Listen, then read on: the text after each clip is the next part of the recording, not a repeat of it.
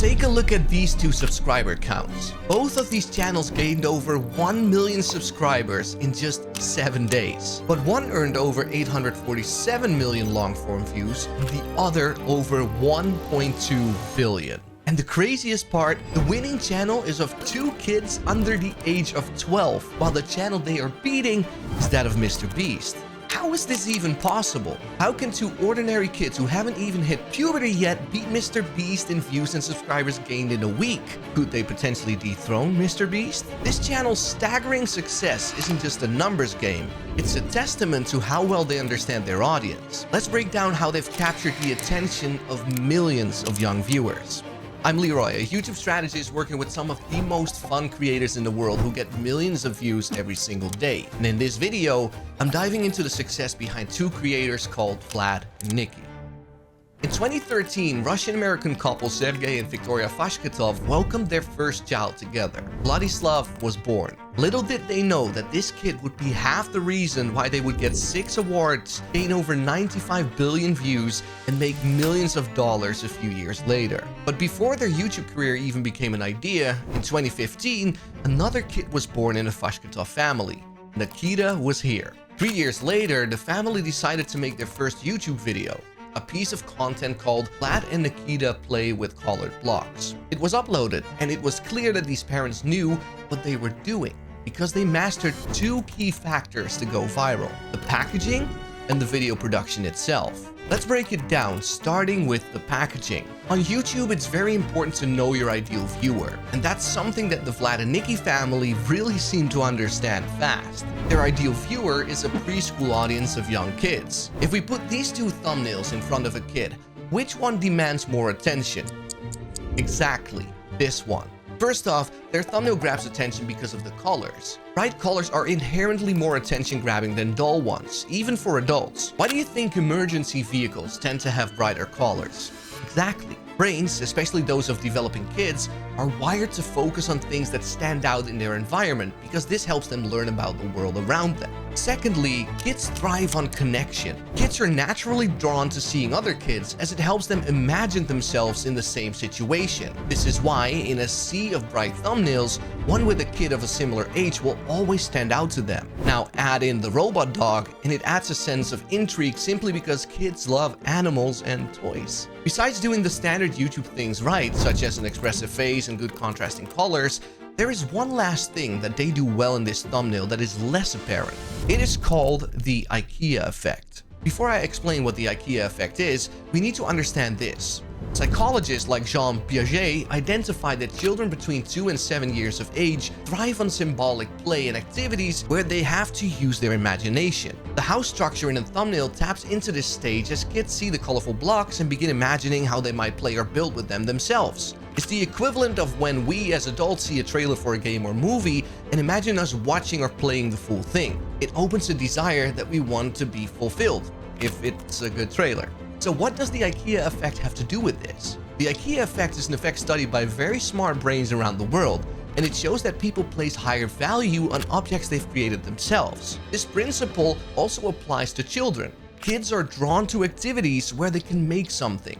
The title and thumbnail suggest to a kid that something should be made here, and judging by the thumbnail, it won't be an impossible task. All these factors combined make a very good title and thumbnail combination. But once a kid or their parent has decided to click on this video, they only won half the battle. Now we get to a territory where you might have to tame the hardest audience in the world. Young kids with a very short attention span. Their early videos might look simple, but they held the blueprint for success on YouTube. By focusing on storytelling and attention-grabbing visuals and sound effects, they were unknowingly catering to what the algorithm values most: engagement. So how does YouTube decide which videos to push? Let's dive into the mechanics of the platform. Imagine YouTube as a massive buffet with millions of dishes. Each video is like a dish, and the viewers are hungry guests. But here's the twist. The buffet doesn't serve everyone the same way. Instead, an all-seeing chef carefully watches what each guest likes. Do they grab one bite or come back for seconds? Do they stick around to try more dishes, or do they leave after one plate? For your video to succeed, it must become the chef's favorite dish. The chef rewards videos based on 3 key ingredients: how long people watch your video, aka average view duration. Think of it as guests savoring every bite. It's a sign your video is irresistible. Next up, how much time they spend on YouTube after watching your video, or their average session time. If your dish makes guests want to explore the whole buffet, the chef loves you for it. And lastly, how many of your other videos they watch, aka viewer to views ratio. If people binge on your content, it's like them saying, I'll have seconds, thirds, and more. If your video excels in these areas, the chef moves you from a small table in the corner to the main dining hall, recommending your content to more viewers. The better your video performs, the more guests it attracts. But the moment a dish stops getting bites, the chef starts pulling it back. This is why Vlad and Niki's video performed so well. Their content isn't just fun and colorful, it's designed to keep viewers hooked, encouraging them to watch more and stay longer. Once a kid clicks on a Vlad and Niki video, the real challenge begins: keeping them watching. Preschoolers have some of the shortest attention spans of any audience, and keeping their focus requires a masterclass in engagement. Vlad and Niki deliver this flawlessly. Here's how they do it. First off, there's constant audio and visual stimulation. Within the first 10 seconds of this video, there's a whirlwind of activity. Playful music, sound effects, bright, colorful visuals. Just listen to the first few seconds of this video.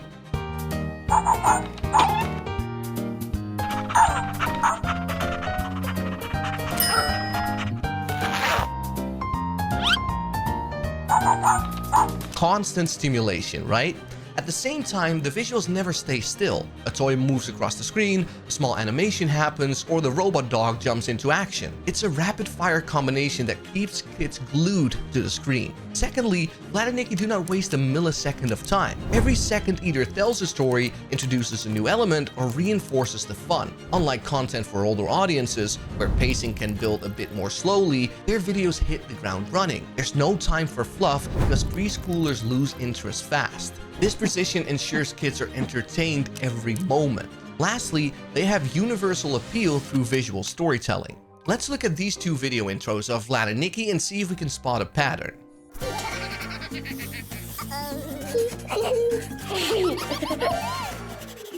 what are you doing?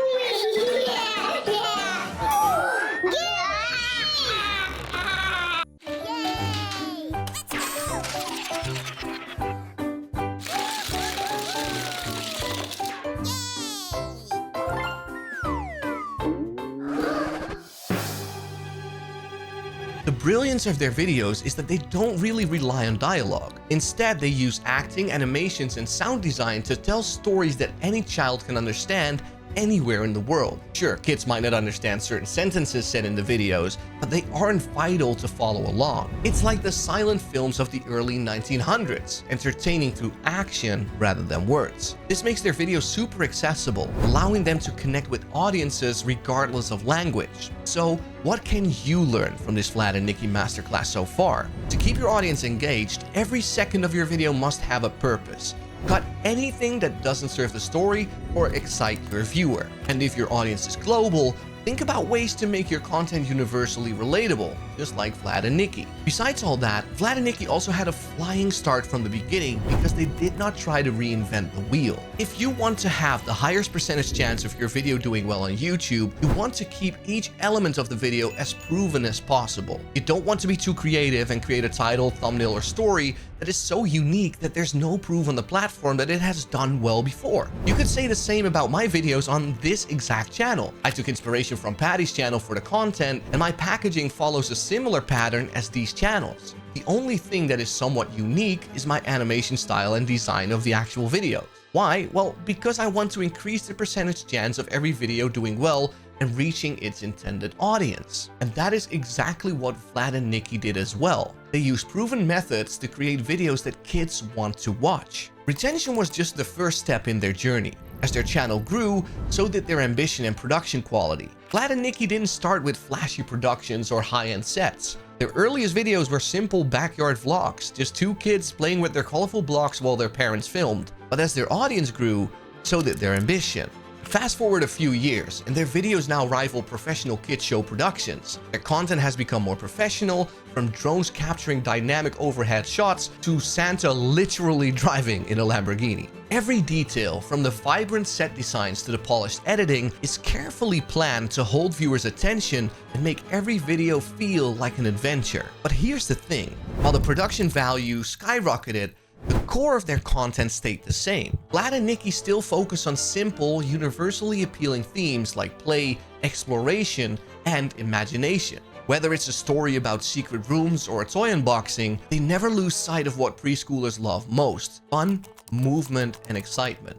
And there's a lesson here for you as well. As your channel grows, you should invest in improving production quality, but don't forget what makes your content special in the first place. Vlad and Niki prove that great storytelling and understanding your audience will always be the foundation of success, not what crazy camera equipment you use. But as their production value improved, so did their understanding of what their audience and their parents needed. This understanding also gave Vlad and Niki a competitive edge on the platform because they started to see a trend and found another way to put themselves in a different bracket and harder to compete with. Imagine YouTube has levels, and each level has a specific range of video runtime. Level 1 is 1 second to 1 minute, level 2 is 1 minute to 2 minutes, so on and so forth. Naturally, the lower the runtime, the more videos are uploaded to YouTube. Why is this? This is where the effort to upload ratio comes into play. In general, creating a 30-minute video takes more time and effort than making a 1-minute video. So the higher the runtime, the less natural competition you will face for attention. This is universally true in all niches on YouTube, but this is especially powerful in the kids market on YouTube because of one additional reason. You see, parents tend to put their kids in front of the TV when they have to do something and need to put their attention elsewhere. It might be cooking dinner, cleaning the living room, or even when they are out with friends to get some food. The magic iPad comes out, and to keep the kids satisfied, they open a YouTube Kids app and put on a video for them.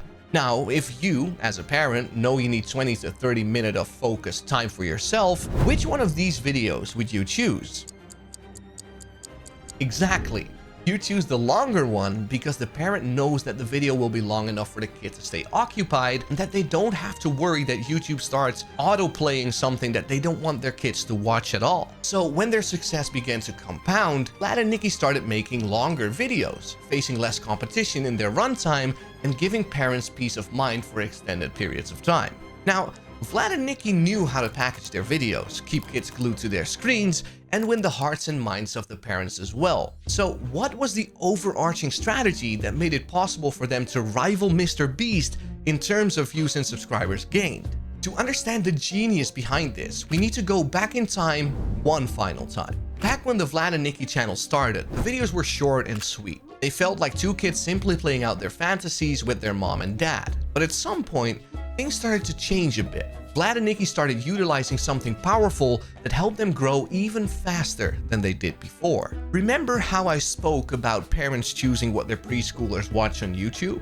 After some time of uploading videos, Vlad and Niki started utilizing themes. Recurring topics that kept coming back in new variants. For example, they have made 56 videos with a cooking theme, 99 videos with a challenge theme, and 118 videos of them playing with cars. Every time a video did better than average, Vlad and Niki's parents made a mental note about it and put it in the winning topic bracket. Every so often, they returned with a new video in that same theme and added it to the winning roster of videos. By doing this, they ensured that for every experimental topic they created that didn't do amazing on the channel, they had a bucket of topics that did well before that they could always fall back on.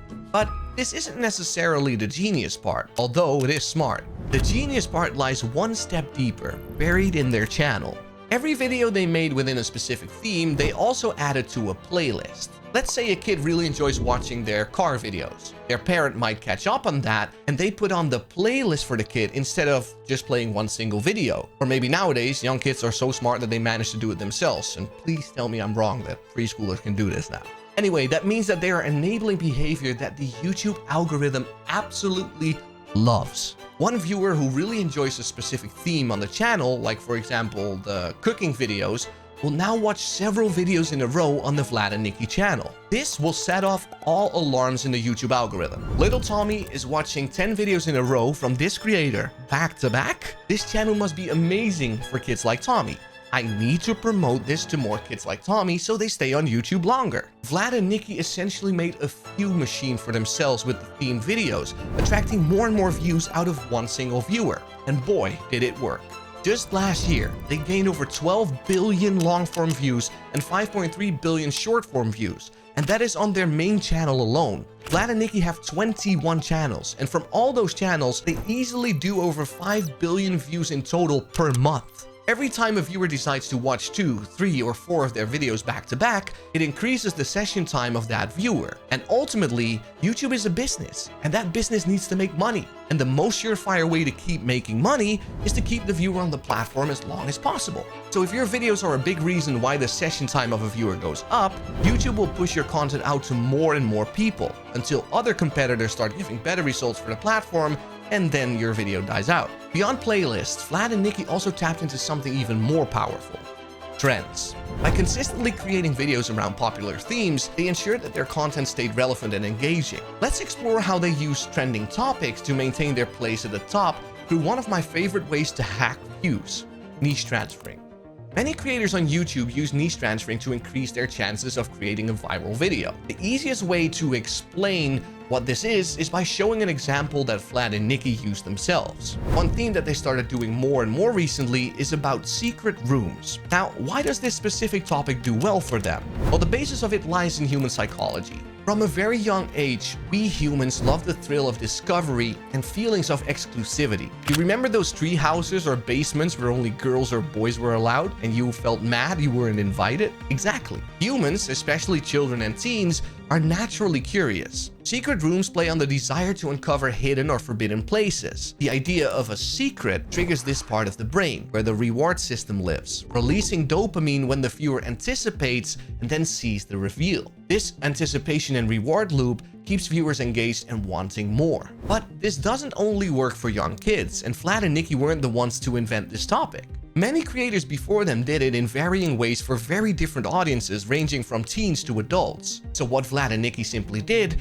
was take a concept that did well on YouTube before for another audience and slightly change it up to be interesting to preschoolers as well. Do you remember that I said that increasing your chances of getting views on YouTube is a matter of using proven things that worked before? That is why niche transferring can be so powerful. Every successful creator on the platform does this. Yes, even the biggest ones. So Vlad and Niki extracted as many views as possible out of one viewer, packaged their video in proven ways, used themes and topics that did well on YouTube before, and transferred them over to their audience. This altogether helped create a content machine that doesn't seem to slow down anytime soon, and it catapulted these young kids into becoming multi-millionaires. How much money are they making?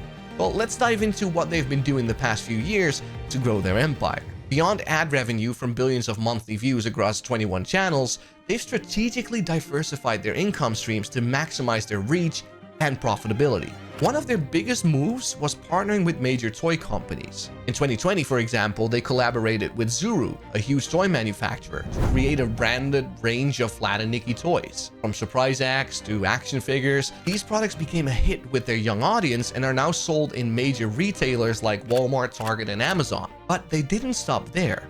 That was just the beginning, as they knew a lot of their audience is watching on phones and iPads. So Vlad and Niki launched their own mobile apps. Available on both iOS and Android, these apps align perfectly with their family-friendly brand while providing another steady income stream. Lastly, Vlad and Niki have tapped into markets worldwide by licensing their brand internationally. This includes partnerships with companies like Playmates Toys and Flintstones Vitamins. Although a lot of people still do not seem to realize it, YouTube creators are the stars of today, and their revenue shows it. To scale your success and reach online, think about how you can expand your brand once you start growing on YouTube. Whether it's launching exclusive merch drops, exploring app ideas that fit your viewers, or licensing your content, the opportunities are endless when you are able to convert your viewers into longtime fans. Also, if you are convinced you are the next YouTube star, consider subscribing. I've heard people who subscribe to the channel have a 69% increased chance of making it. It's not financial advice, and scientific results are still pending.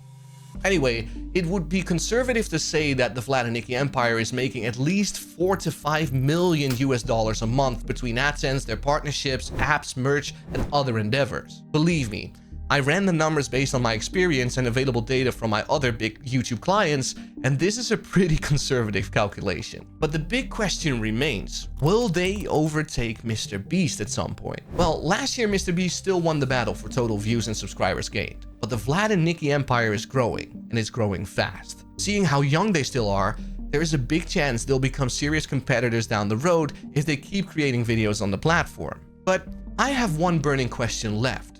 What will you do with this information to start expanding your YouTube empire? Time to get to work, or you can watch this video about how a pretty unknown boxer became YouTube's #1 boxing educator and learn even more.